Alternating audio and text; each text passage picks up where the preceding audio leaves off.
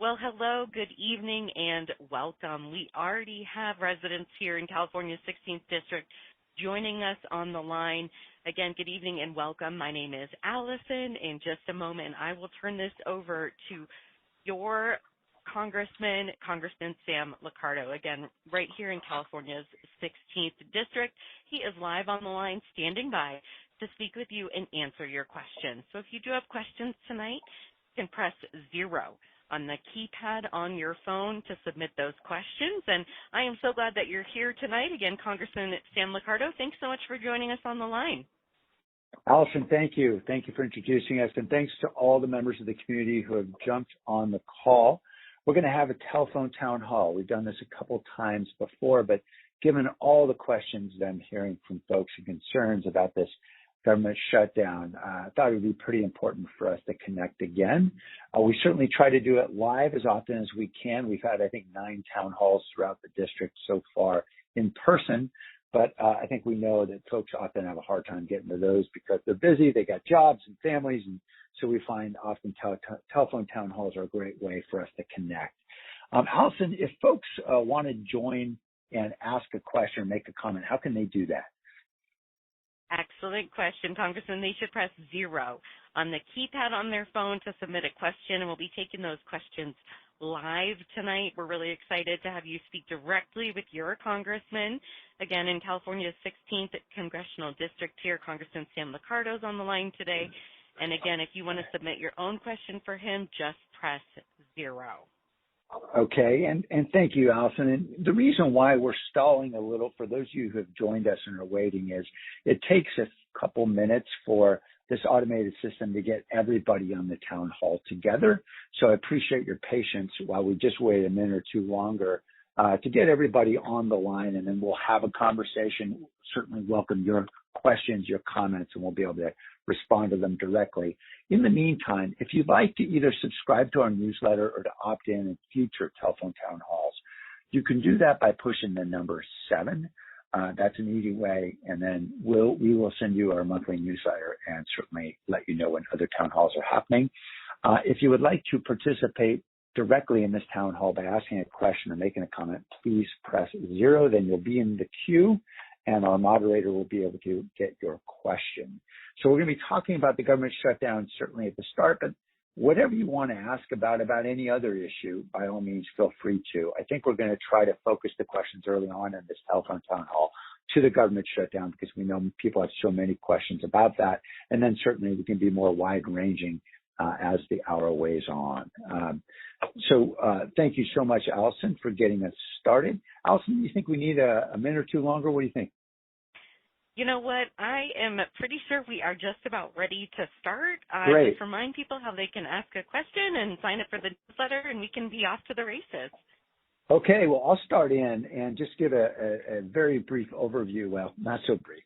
Let me give you a 4-minute overview of where we are, and then we're going to go right to questions and comments from those of you who have joined us. My name, of course, is Sam Liccardo. I work for all of you here in what they call the 16th District of California. It stretches from San Jose all the way up to Pacifica, and we are amidst a government shutdown, but we have not stopped our work. Our office continues to be open. We have offices open in San Jose and Los Altos and in Half Moon Bay to serve you, and we are continuing to work hard, and we'll keep doing that.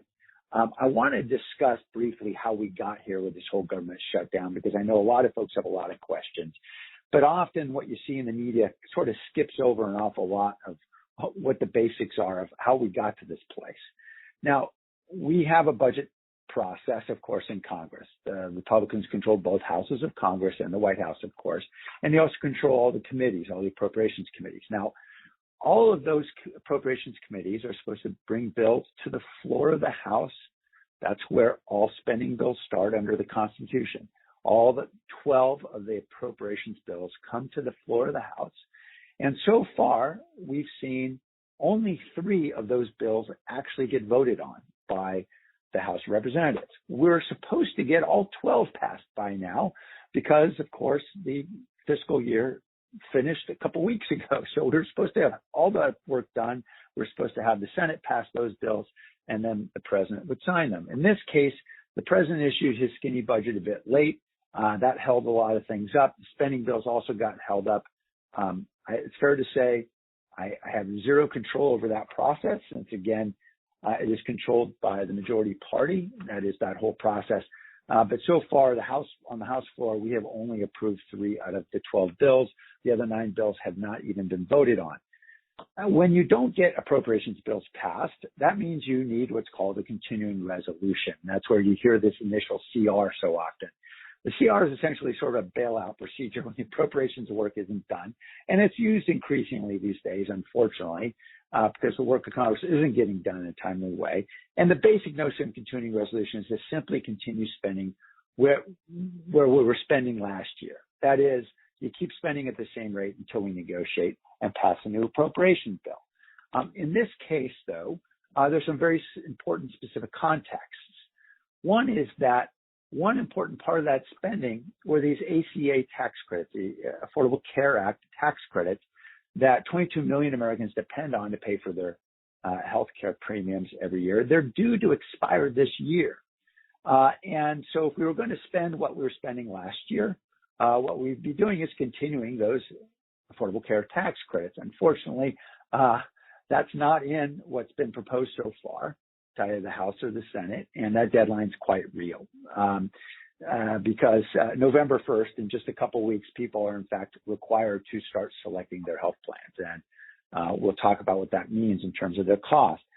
Secondly, as we think about what we'd be spending in the upcoming year, the fact is we've had a lot of cuts imposed by the president, which are pretty controversial, fair to say. I've been fighting in all kinds of ways. Essentially, the president and the executive branch is not following the appropriations laws that are passed by Congress, which is what he's required to do under the Constitution. And as a result, of course, we've gone to court. We've been fighting in all kinds of various ways. But what we've seen is, for example, we started with DOGE and their cuts.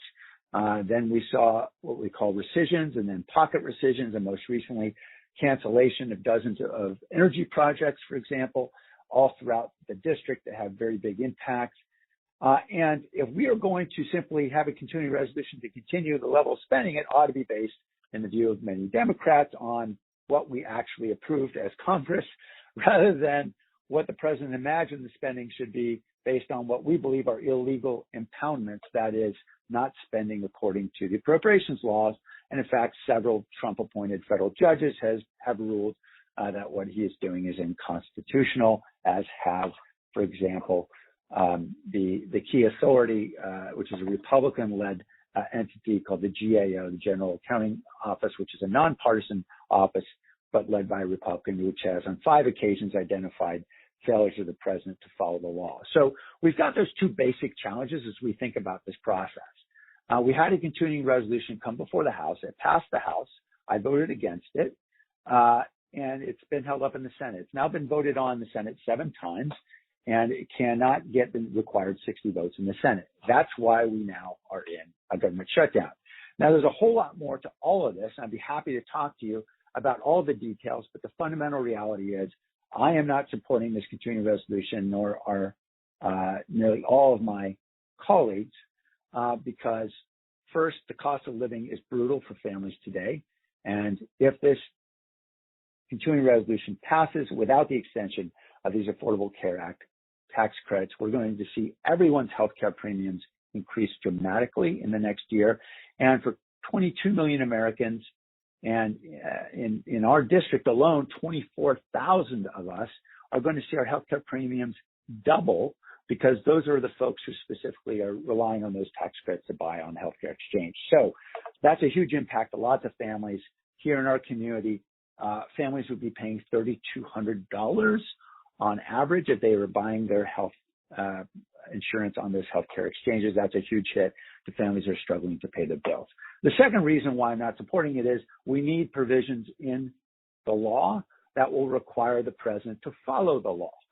That is, there's no point in negotiating a deal if the president ain't going to keep the deal. And as we have seen, I discussed with the rescissions, with the DOGE, with the canceling of energy projects, and so on and on and on, what we see is a president's not willing to follow appropriations laws. That is, by the way, extraordinarily unique. Not since Richard Nixon we had this issue come up so much. In fact, Congress passed a law in 1974 when Nixon was doing it then. We clearly have a lot of work to do to get to an agreement. Now, I think there's hope, and I'm happy to talk about what that hope is, but I think it's more important. Let's get to your comments and questions. So we'll go to questions first. Lily? Yes, sir. Absolutely. We've got questions coming in. Reminder, press 0 to submit your question. We are taking them live, but if you'd rather not go live, that's okay. Tino from Pacifica asks that I read his question, says, Sam, why is it that I'm hearing everybody's health insurance is going up because of the tax credits? Wants to know, is that true? And I see actually a few folks asking a very similar question. This is a great one to start off with. Thanks, Allison. And forgive me, the name of the person in Pacifica was? Tino. Tino, thank you very much. Thanks for that important question. So great question. So we hear about the expiration of tax credits. Not everybody uses the tax credits to buy their health insurance. Some folks have private plans and they don't rely on the tax credits. They don't qualify or whatever it might be. So why is everyone's health insurance going up? Well, first, let me talk about the folks who do use the tax credits. They rely on them, obviously, to help reduce the cost of planning because the credits offset that cost. And as I mentioned, to families that depend on those, on buying off the exchange, in this case, Medi-Cal's, the exchange that we covered California, that cost runs about $3,200 per family. 24,000 families in our community will have to bear that additional cost. Nationally, 22 million. Now, why does everyone else have to pay higher premiums as a result? Well, because we know for of those 22 million Americans who have to pay more, about 4 million, based on the studies we've seen most recently from the Kaiser Family Foundation, about 4 million are going to see the cost rise so much that they're simply going to say, I can't afford health insurance. Or maybe they're particularly young and they say, you know what, I'm just going to wing it and I won't need health insurance because I'm young and healthy. Whatever the reason, overwhelmingly, the increase in cost is going to push people away from insurance. What that means is those 4 million people are now going to be getting access to health care in the most expensive way possible. That's at the emergency rooms, from the fire department, when there's, an ambulance, when they respond to a 911 call, all the ways that cost us a lot of money to deliver health care. And as we know, all those healthcare providers have to offset those higher costs somehow. And so essentially they cross-subsidize. Insurance premiums go up for everybody to pay for the higher costs in the system, or else those healthcare providers can no longer continue to operate. And that is the nature of economics in healthcare. The more people we get insured means more people get affordable care, that is more affordable mechanisms of getting care, primarily, for example, through preventative care, by seeing doctors that we should be seeing when we should be seeing them, rather than having to go to the emergency room when things have gotten much, much worse. So the dynamic is that it's going to push up everyone's costs, likely well into the double digits and premiums in the year ahead. And we think American families, I believe American families are struggling too much already with the high cost of living.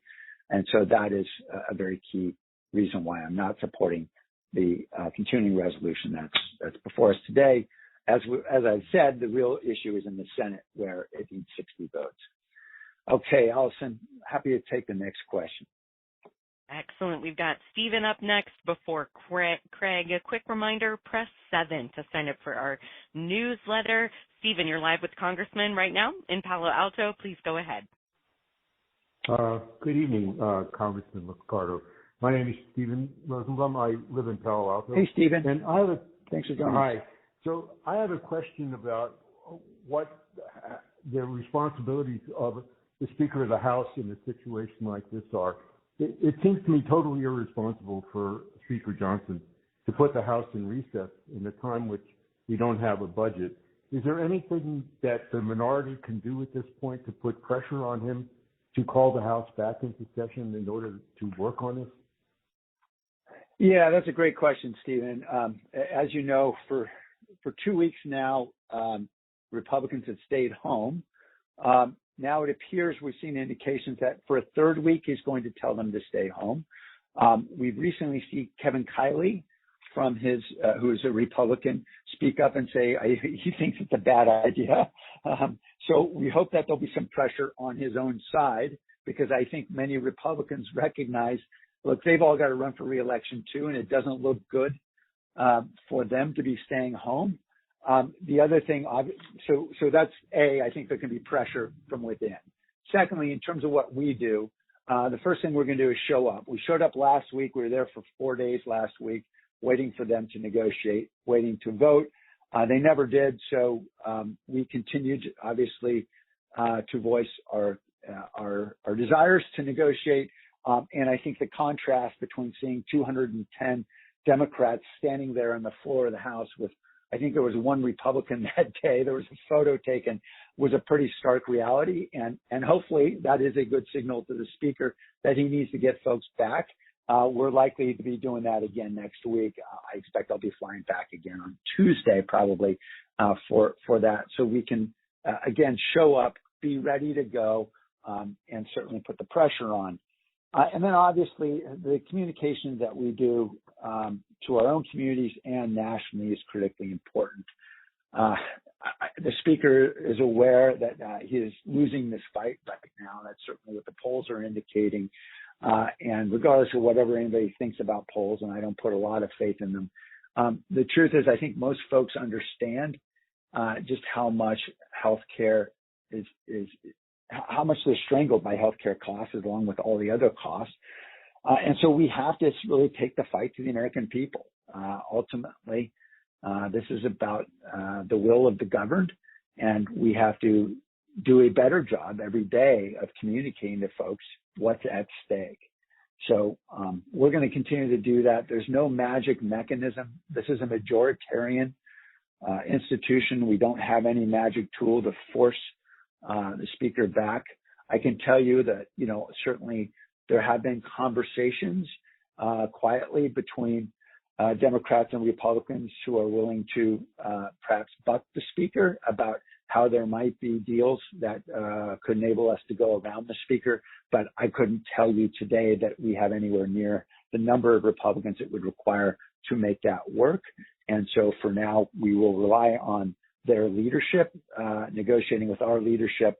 And I'll do whatever I can. I'm certainly willing to talk to any Republican at any time, as I reached out to several today, to explore really, is there an opportunity for us to be able to get something passed that will obviously extend ACA tax credits for millions of Americans who need them. Thanks for the question, Stephen. Yes, thanks for joining our conversation. Go ahead. Sorry. Oh, I'm sorry I interrupted you. Go ahead, Allison. No, I was just going to bring up our next call. Are you ready for our next question? Sure. Yeah, let's do it. Perfect. We San Jose. Nora, you're live. Go ahead. Hello? Can you hear me? Hey, Nora.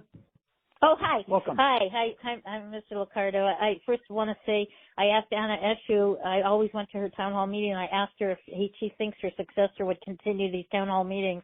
And thank you for doing that. I'm really glad it. Oh. Thank you, Nora. But, one rule is you got to call me Sam because I work for you. So. Oh, okay. Please call me Sam. Thanks. Okay, Sam. My question is, where do you stand on Prop 50, and do you think it will pass?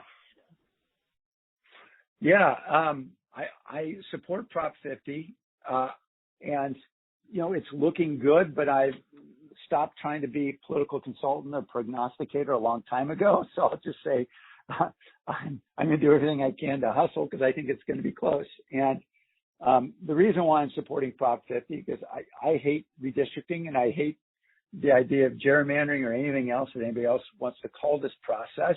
I agree wholeheartedly with the notion this should be done by an independent commission, but we are facing a very existential threat right now. And that is, as we see on Texas, Missouri, Indiana, Florida, Ohio, multiple states where by direction of the White House, we are seeing states redistricting, redrawing lines in ways to be able to create more Republican districts. And the contrast of what we're doing with what the White House is doing is that, first of all, this is going to a vote. The people are deciding. And that's a very big contrast from somebody drawing the maps in the White House Situation Room, and then the Texas legislature essentially being ordered to comply, which we know is what's going on the other side. Secondly, these are temporary changes. In 2030, this is going to reset back to the independent commission. The voters also approved. And so I think that's important because it recognizes we have not abandoned that system. We recognize we simply need to respond to this moment. And third, this complies with the Voting Rights Act. In fact, it's even more compliant because they identified another district that would satisfy the Voting Rights Act requirements, unlike Texas, where we are seeing a panoply of challenges under the Voting Rights Act to the lines that were drawn in Texas that are clearly drawn in ways that are going to preclude Latino and Latino members from being able to have districts that would help.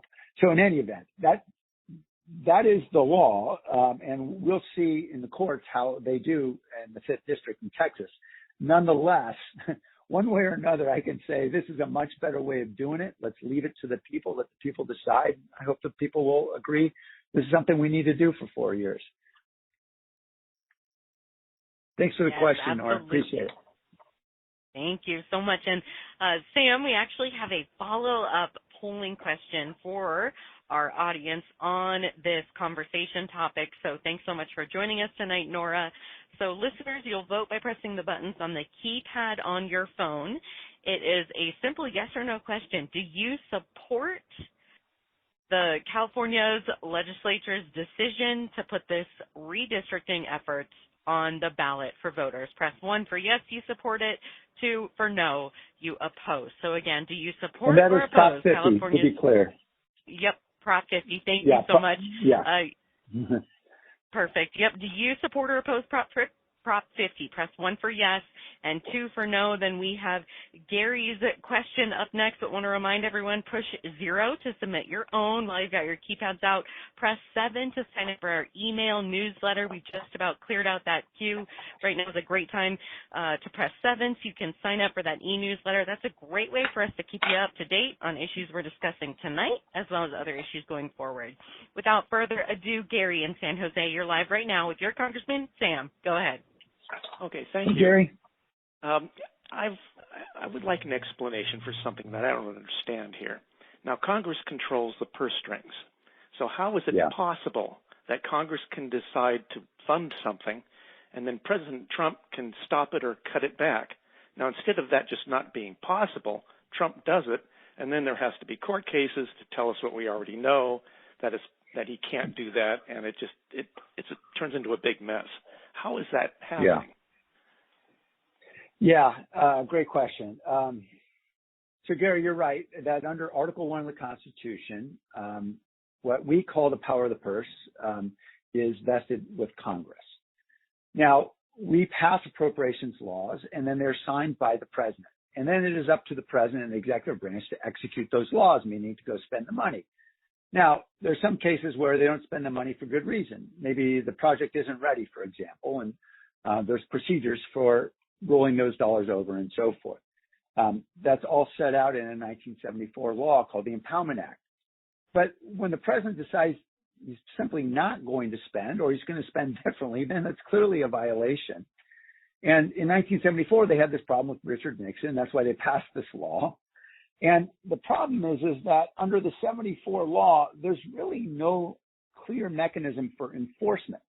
The actual enforcement in the 74 law is that the head of an entity called General Accounting Office is supposed to bring an injunction in federal court to force the president to follow the law. In this case, the head of that office is, of course, directed by a Republican majority in the House and Senate. And so they're not willing to bring the injunction, although they've now 5 times indicated there has been violations. So we know the violations exist. There's no enforcement of it. So what I did back in March when all this was going on is I reached out to a lot of colleagues and said, hey, this seems like silly that we have a constitutional requirement and there's no enforcement mechanism. So I drafted a bill with two colleagues of mine, Eugene Vindeman and Dave Min, who are also recovering lawyers like me. And we call this, it's called the Protecting Our Communities and Constitution Act. And what it would do is it empower every individual, every American, to be able to bring suit against the executive branch when they refuse to follow the law. For example, if there's a university that's supposed to get federal funding, or if there's a nonprofit organization or an individual who's supposed to get a Social Security check and that they're not getting because the president decided they didn't want to deliver it, they would have a right of action. So right now that doesn't exist. And so we want to give everyone that right of action under the law. That is a right of action. It is an entitlement to be able to sue, to be able to take action to enforce the law. And of course, as you can imagine, I've got, probably 50 co-sponsors on that bill. They're all Democrats. And until there's a change of some kind, we're not going to get that bill passed, but certainly it'll be something I'll be pushing on very hard in 2027 if we have the opportunity then. But Gary, your frustration is certainly felt by many of us because, look, we're supposed to be a nation of laws. And I'll never forget being 17 years old, watching the Iran-Contra hearings, listening to Senator Inouye open up those hearings, really with the nation riveted, watching his opening words were that we're a nation of laws, not of men, not of individuals. And that is such an important notion. We've got to ensure that laws are enforced. All right. Thank you so much, Gary, for your question. Absolutely. Thanks so much. Let's go right away to Carol next in Mountain View. Carol, you're live with Sam. Please go ahead with your question. Hey, Carol. Hi, Sam. Thanks for taking my question and for all the work that you're doing on our behalf. Really appreciate it. I keep hearing the Republicans in the administration state over and over that the healthcare systems, Medicare, Medicaid, cover illegal immigrants. Now, the only thing I am aware of is that if you go to the emergency room or, the fire department or police, as you mentioned, I think by law they have to treat you. They can't turn you away. Even That's in the correct. recent Senate hearing, Pam Bondi, she repeated this falsehood to Senator Walsh from Vermont. And my question is, why at every turn are Democrats not forcefully correcting this misinformation and calling it a lie? Because their messaging is so tight across the board. And it just seems to me we're missing many, many opportunities to set the story straight. Yeah, you're right. Look, first, you're correct about the fundamental proposition. Undocumented immigrants cannot get access to these ACA tax credits, and they can't purchase insurance on the exchanges in that way. There's no question, yes, undocumented immigrants can get access to medical care, for example, at the emergency rooms. Very expensive way to deliver, of course. But nothing about extending these tax credits has anything to do with the provision of care to undocumented immigrants. They are not eligible. They do not become eligible as a result of extending them. So you're absolutely right. Now, with regard to messaging, I guess I would say this. There's no question that there's plenty of criticism to be had of all of us as Democrats in not communicating more clearly, more forcefully, perhaps using better podcasts, better social media, all of the above. But the truth is, we also operate in a world in which media is looking for sound bites, and they're really not that interested in the full explanation. They're not that interested in getting to the bottom of the facts. That's not what gets clickbait. That's not what captures headlines. I've seen several news organizations, like New York Times and others, that have been very clear about clarifying this. But unfortunately, obviously, that's not necessarily where the majority of us get our news. And so I'll certainly say it emphatically as often as I can. It's unfortunate that these kinds of lies persist simply because people repeat them often. Thanks, Carol. Absolutely. Appreciate your advocacy, though, and I hope you'll continue to let folks know. I'll do my best as well. Absolutely. Thank you. Thank you so much, Carol. So glad to have you on the line. All right, up next we have a question from Mohammed. Palo Alto asked that I read his question. Says, we had a housing crisis. Oh, this is a good one. We had a housing crisis before Donald Trump, and it seems like no one is paying attention to it. Is Congress thinking about how to solve this housing crisis? And that's from Mohammed. Thanks, Mohammed. First, I want to point out to everybody that if you want to ask a question or make a point, by all means, just press the number 0, and that's a great way to get on, as Mohammed has. Mohammed, I tried to get on a committee specifically so that I could do something on housing, because I happen to think, first, you're right, this housing crisis is going to persist, and it's horrible. And secondly, this is one of the few areas where Democrats and Republicans should be able to start to agree on some things. So I managed to get on that Financial Services Committee that has oversight for housing, although because I'm the most junior member, I wasn't able to get on the Housing Subcommittee, but that didn't stop me. So I've now introduced 5 separate bills that are bipartisan in nature, focusing on housing supply, on those areas where I thought we could get some bipartisan support. And in fact, in each one of those bills, we have a Republican co-sponsor. And I'll describe just a couple of them. A couple of them get some of the barriers out of the way, some of the red tape that have prevented us from building affordable housing as quickly as we'd like, where there are federal funds involved. So there's a couple bills that do that, to clean up some federal laws to make it easier for builders to move more quickly.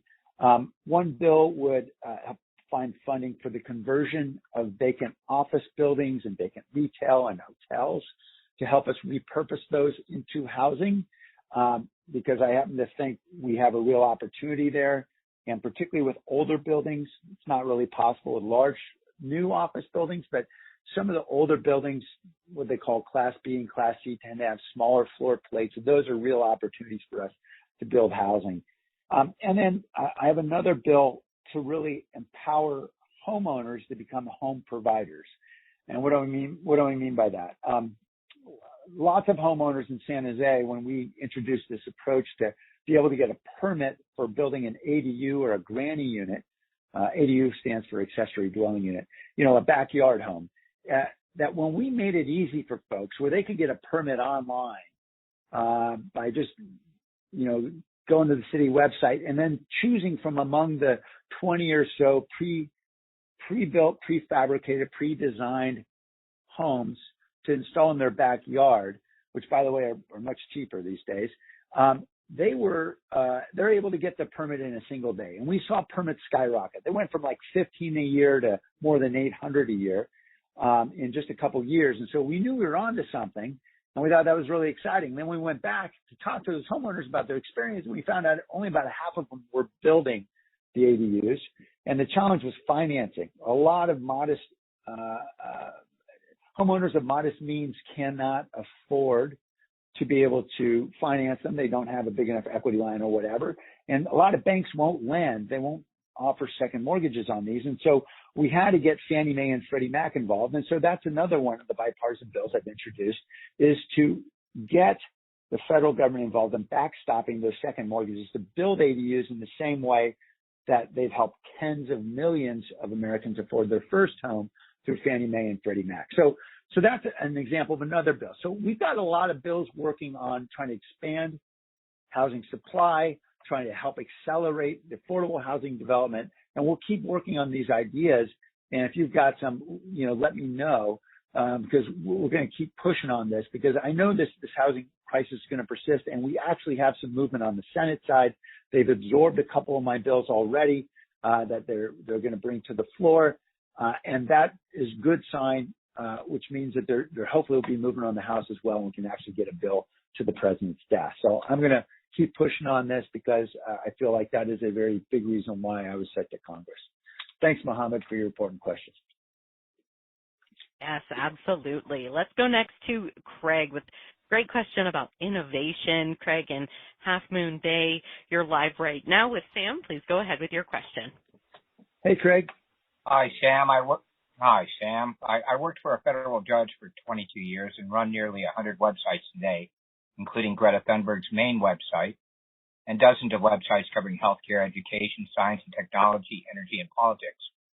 And reviewing the consistently poor performance of your colleagues, I was delighted to see your voting track record and innovative spirit you bring to the game.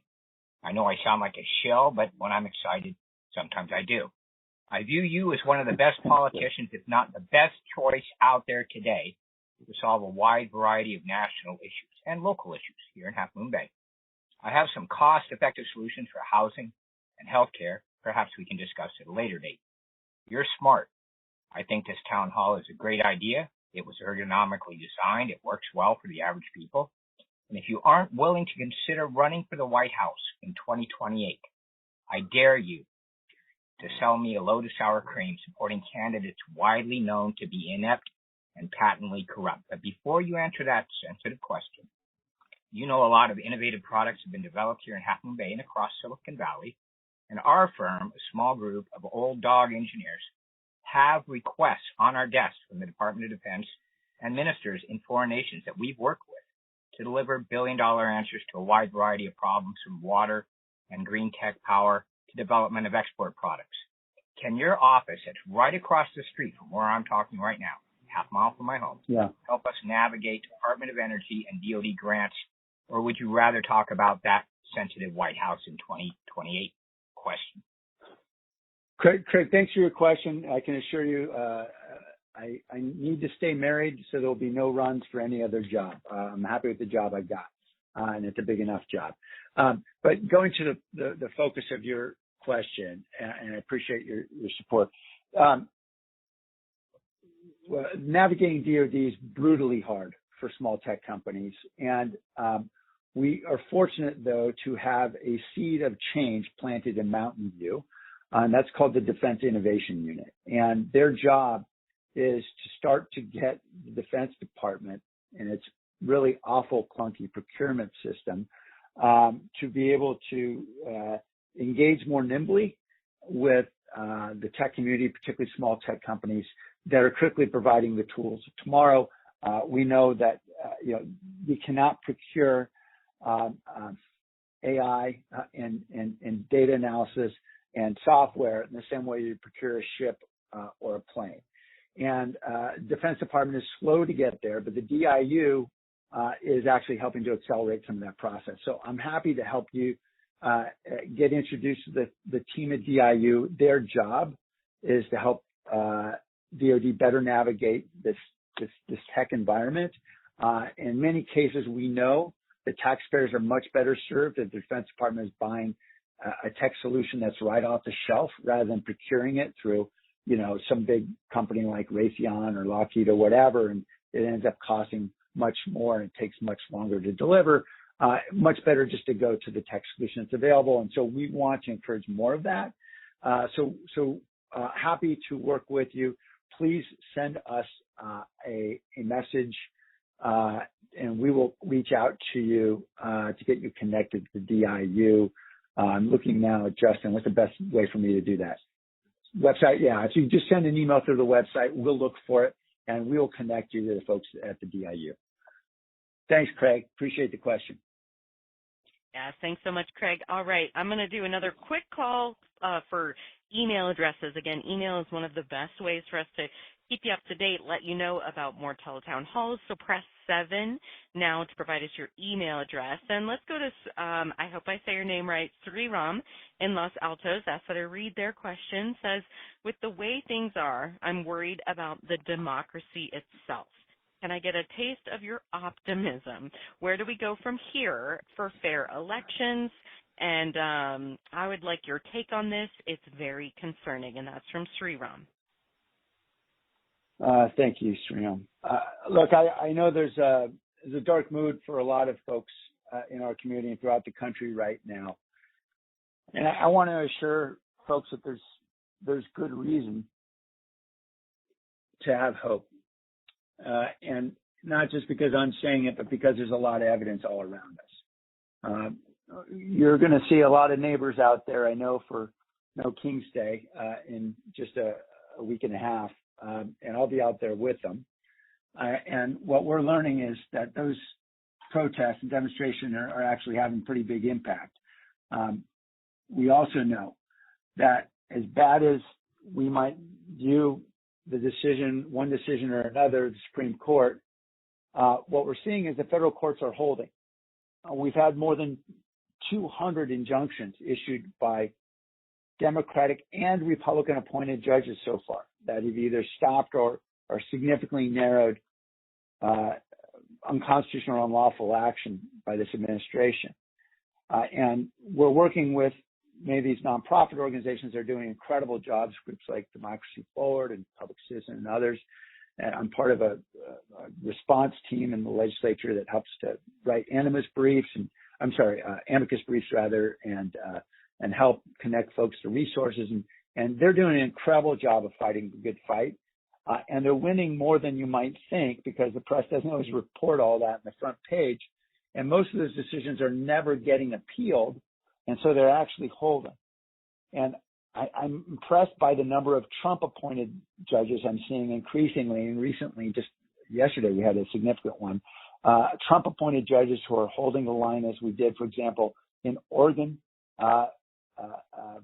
deeming that the deployment of National Guard to Portland was illegal and unconstitutional. So those are the kinds of things that start to give me hope. Let me say also, when I talked about the No Kings rally, that's having an impact on how people feel and how they actually vote. And look, the way to win back a democracy is at the ballot box. And that's how we're going to do it. And what we've seen so far in Iowa, 2 Republican state legislative seats that have gone Democratic. In Pennsylvania, the same thing, very red district went Democratic. And we saw that judges race in Wisconsin where Elon Musk spent $25 million and they lost it. The Democratic supported judge prevailed. We've seen 2 seats in Florida for Congress where, although they were Republican strongholds, they actually moved both of them between, I think, 15 and 25 points to the Democratic side. So we're seeing a lot of movement out there in the elections that are confirming what we're seeing in the polls, which are people are tired of the chaos. They're tired of the cruelty. They're tired of the confusion that's being created by this administration. And, of course, they want to see constitutional government again. So I'm doing everything I can to push like heck for ensuring we can win back the House in 26. There's a lot of ways to get involved. I won't be explicitly political on this call because I need to mind the nonpartisan nature of government communications. But I will say we've got an election coming up right here in California where we can have a huge impact on what happens in the rest of the country. And that's right here in November on Prop 50. And so please encourage your family and your friends to get registered and get out there and vote. I won't tell you how to vote, but I can tell you this is a very consequential election. This is an opportunity to have a huge impact on the nation's future. So thank you very much for the question. Couldn't have said it better myself. Thank you so much. Let's go right away to the next question from Tung Chi in Mountain View. Tung Chi, you're live right now. Please go ahead. Tung Chi, are you there? Do you maybe have us on mute? Okay. Hi, Tung Chi. They walked away from. You able to hear us? Okay. Okay, let me go ahead and read it. Maybe they walked away from their question. How would passing a law to get the president to follow the law do anything if he's already ignoring the law and his executive limitations? Also, we need to release the Epstein files. I agree, Tung Chi. You can better believe we need to get the Epstein files released. By the way, there's a little hopeful sign there, too. We just got, with the election of Adelita Grijalva in Arizona, we have the opportunity now. She's already committed to be the 218th person to sign a discharge petition, which will force a vote to the floor of the House of Representatives. A discharge petition is essentially a way to go around the House leadership. So we have the required 218 signatures as soon as she is sworn in, which we hope will happen very soon. We know the House Speaker's been stalling on that, but he can't stall forever. He's going to get her sworn in. We'll then get a vote on the floor of the House. to release those Epstein files. Now, about this business about how is changing law force the president to abide by the law, what I mentioned in that was about that 1974 Empowerment Act that is supposed to be the mechanism by which we hold the president accountable under Article 1 of the Constitution. There's really no teeth to that law. As I described, all it does is it empowers a bureaucrat who's under the direction of a Republican Congress essentially to file an injunction or seek an injunction in court. Obviously, if Republicans are in control and they're abiding by the will of the president, they're not going to authorize that filing of an injunction. So we have to instead empower every American to hold this president and future presidents and future executive branches accountable. And the way to do that is by providing what I call private right of action. That's legal speak for essentially empowering every American. If they're, for example, part of a nonprofit organization or a university or whatever it might be that is somehow harmed, they can bring an action and have the courts force, either through injunction or through damages, force the government to comply. Now, I know there's been a lot of frustration about whatever action we're seeing out there, but we are seeing a significant amount of compliance with court orders. Yes, there's been a lot of dispute, for example, around Abrego Garcia, but overwhelmingly, we are seeing compliance with court orders. And obviously, we're going to push like hell to make sure that continues to be the case. The good news is, again, more than 80% of Americans believe, that is Republican and Democratic, believe that following court orders is very important. And I think Donald Trump and some of the other folks on his side understand that. And that's why we're seeing more compliance than we otherwise might expect, given all of the animosity he's expressed toward judges. And so, you look, even autocrats, even authoritarian regimes require the consent of the governed. And so that's why it's so important for us to have our voices be heard. It's important for folks to get out there and march, get out there and vote. Again, November is a very important election. And yes, to be a part of the change that we can make happen in 2026. Okay. All right. We have we have a couple more questions. Is that right, Allison? Okay, great. Yes, sir. A couple more. I want to do a quick last call to sign up for email updates. Press 7. Last chance you'll have during this call to sign up for emails. But right now, Tina in San Jose, you're live right now. Please go ahead. Hey, Tina. Hi, Sam. My question is, I know the president is trying to go for a third term. Is there any way he could actually make that happen? Yeah, not lawfully. So I know that doesn't give you a lot of consolation, but this is one of those things that's really, really clear, or at least I believe it's clear in the Constitution. Now, though I'm sure he'll try to find ways around it by suggesting, for example, if his terms are not continuous, then therefore he gets 2 terms combined with his third term from before. I'm sure he's going to come up with all kinds of theories, but we're simply going to have to fight it. And look, I think the good news is this. If you're concerned about a third term, he still has to win an election. And we're seeing approval ratings drop and drop and drop. Now they've hit a bit of a baseline because we know that there's maybe 39-40% who may vote for Trump no matter what. But the good news is, I think if you're concerned about whether or not he can win again, we're really seeing the confidence that people have around Trump's ability to affect the economy is dropping dramatically. And that's at its lowest point it's ever been in his tenure. And that is a really important indicator, because what we've seen in past polling is plenty of folks may object to his demeanor or his attitude or whatever he says, or the host of outrages that they might point to, but they will still vote for him if they believe he is going to help them pay bills or help them keep their job or get a better job or whatever it is they believe about the economy. Americans are getting a very different taste now after seeing all the damage from tariffs, all the damage from immigration enforcement, which has very direct impacts on consumers in ways that I think you probably understand. For example, 45% of our workforce in agriculture is undocumented, and guess what? It's going to get a whole lot more expensive for all of us, as we saw huge spikes in producer prices just last month for vegetables, and those kinds of price increases are going to be felt. So there's a lot of ways people are getting hurt. Health insurance costs certainly are one of them. Certainly the food I mentioned, and now with tariffs on Canadian lumber and steel, the cost of building housing is getting more and more expensive. All these things are just making it harder and harder.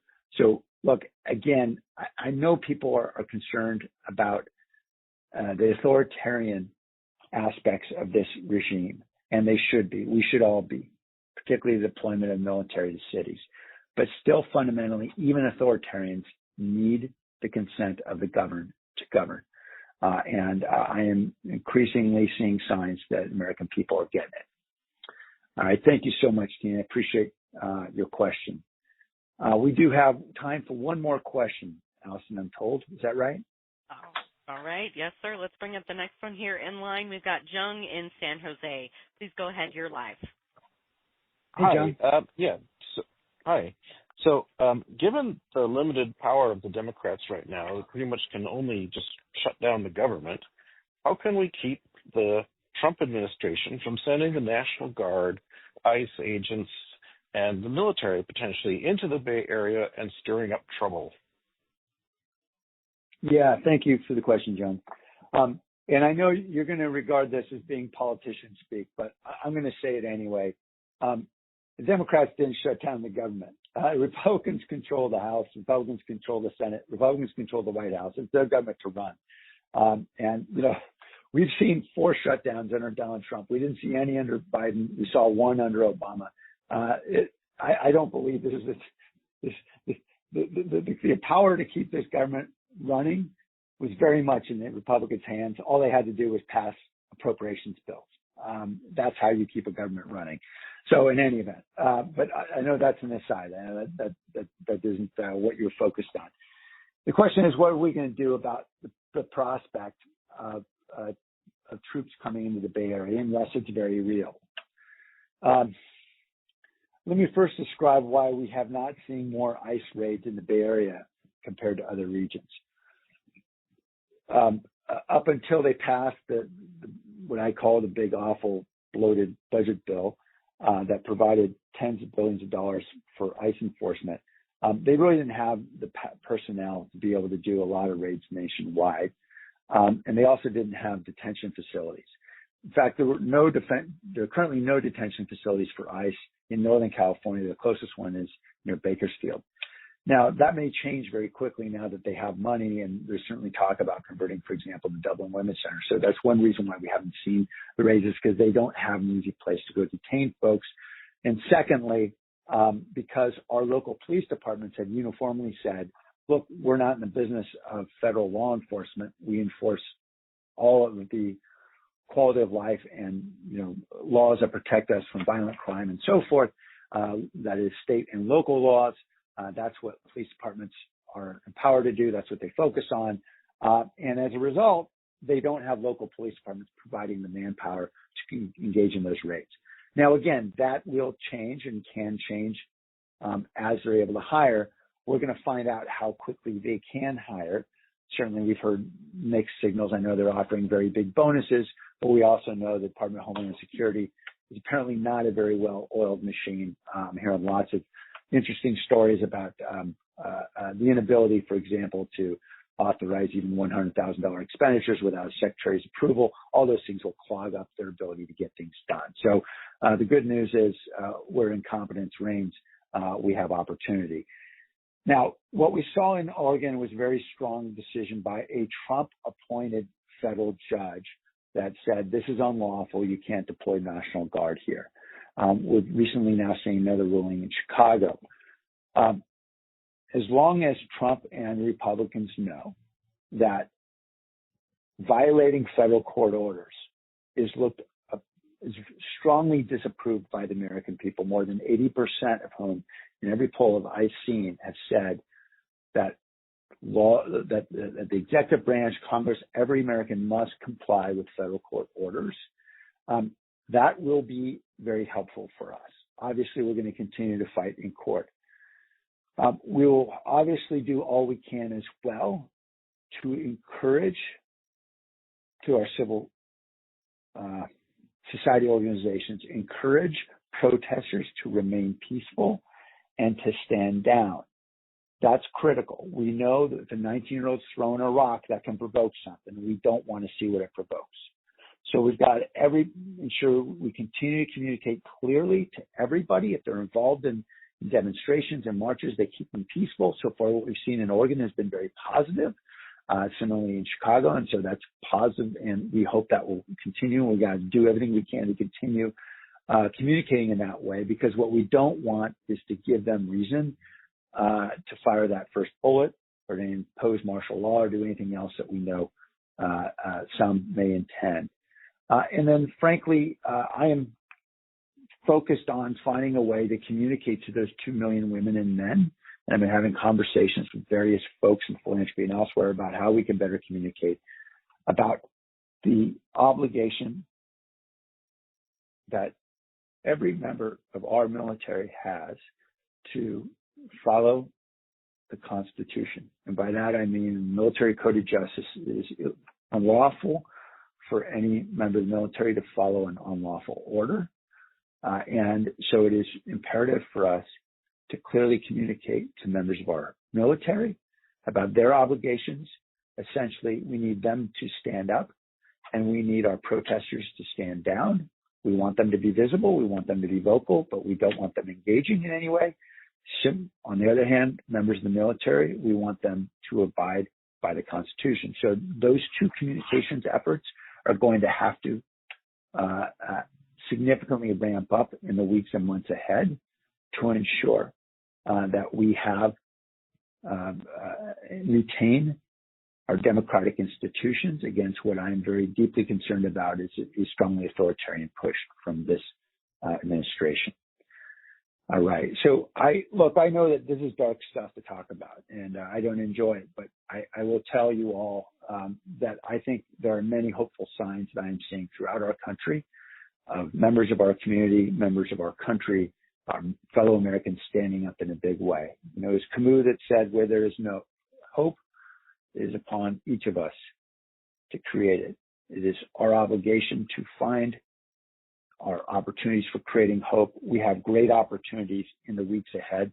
There's a very important election before us in November that could significantly alter the course and trajectory of our country. I encourage everybody to get involved. There are lots of ways of doing so.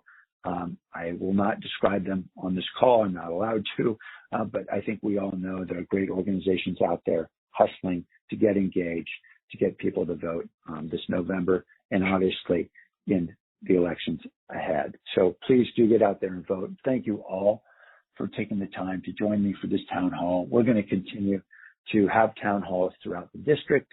And we will announce those dates as they come out. Please sign up for our newsletter. You can find out about those dates by pushing the number 7. And please follow us on social media, and you'll also get updates about when we're doing all of this kind of stuff. We welcome your engagement. All right, Allison, thank you so much. Take it away. Sam, thank you so much. Could not have said it better myself. Such a great way to end this on that mention of hope. Love it so much. Just want to let everyone know we would take your questions all night if we could, but we've reached the end of our allotted time. But the conversation continues. Please feel free to stay on the line. Leave us a voicemail message if you still do have a question, comment, concern for us. Thanks again, everyone, so much for joining us tonight. We really enjoyed this. Thank you again, Congressman Liccardo, Sam. Have a great rest of your evening, everyone. Good night. Thanks, Allison. Thanks, everybody. God bless.